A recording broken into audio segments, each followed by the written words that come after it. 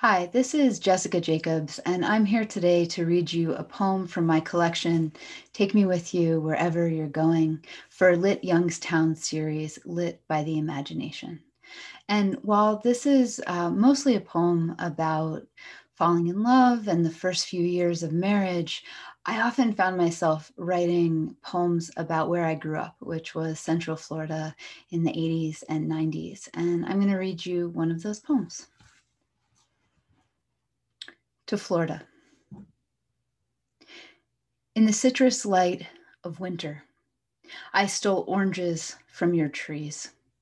Through your white sand, tore bike tracks ragged as rope burns.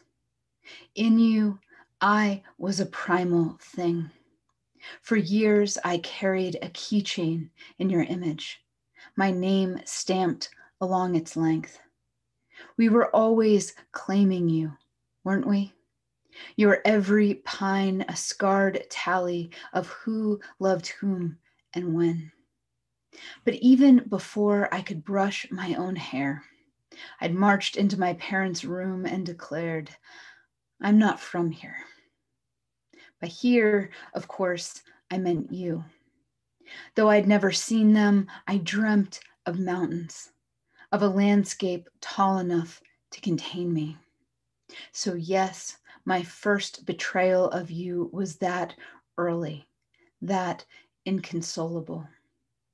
At Ponce de Leon's fountain, eternal youth had an egg rot stink. I wouldn't drink. All I wanted was to grow old enough to leave you. Florida, we never had a chance. Empty buzzsaw of jet skis, creatures lurking the darkness of our dock, and other darknesses too. The swack of girls' thighs leaving the seat of my car. All the lip-glossed mouths from which I couldn't look away. Land of mowed lawns, state of near perpetual summer.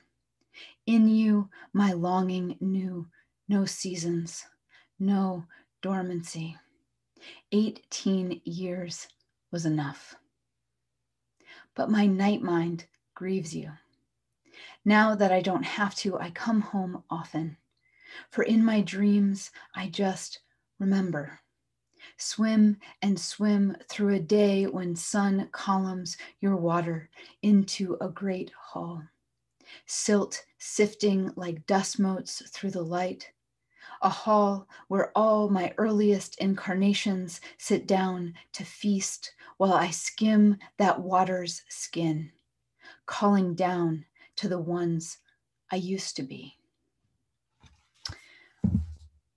So this poem is an example of an apostrophe. And by that, I don't mean these guys, but the literary form in which you address a person who is in some way absent, perhaps dead, or a thing, a place, maybe even a feeling, but it's basically a direct address to something that can't answer back.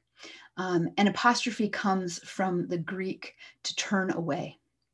Air quotes, air apostrophes, to turn away. And we actually get it in poetry by way of the theater.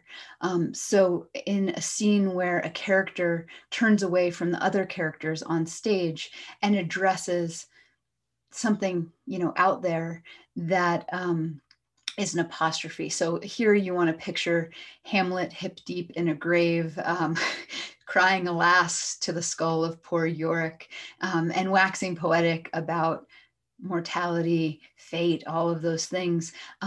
And because he is addressing an actual physical object that the audience can see, it takes this very abstract idea of talking about death and all of that and makes it more intimate, less abstract, and more relatable to an audience. So a poem is really doing the same thing when it attempts to make that type of address. So my prompt to you, if you choose to accept it, is to write an apostrophe of your own to a place that you have very strong feelings about, maybe even the place that you grew up. And what I'd recommend, some ingredients for this poem would be to think about, well, what is a particular atmosphere? What's the climate, the weather?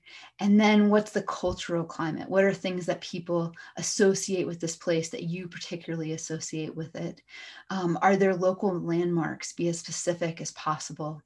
Are there experiences you had there that you don't think you would have anywhere else? A particular tree that grows there, a plant, whatever it is. Um, and then be sure that at some point you weave in direct address to that place. So I wanted to write to Florida to say, I'm sorry, here's why I was so hell-bent on leaving you my whole life, but also like in all good post-breakup letters to say, hey, I still think about you, and it wasn't all bad. So maybe you want to share, what were great experiences that you had there, along with things that made it difficult for you to be there, and then to just speak directly to that place. Tell it something that harmed you. Tell it something that you loved deeply about it and maybe even still love. And be sure to ask at least one question where if you could get an answer, if this place could answer you back, it might just give you a little better understanding of the place that grew you. So thank you. Happy writing.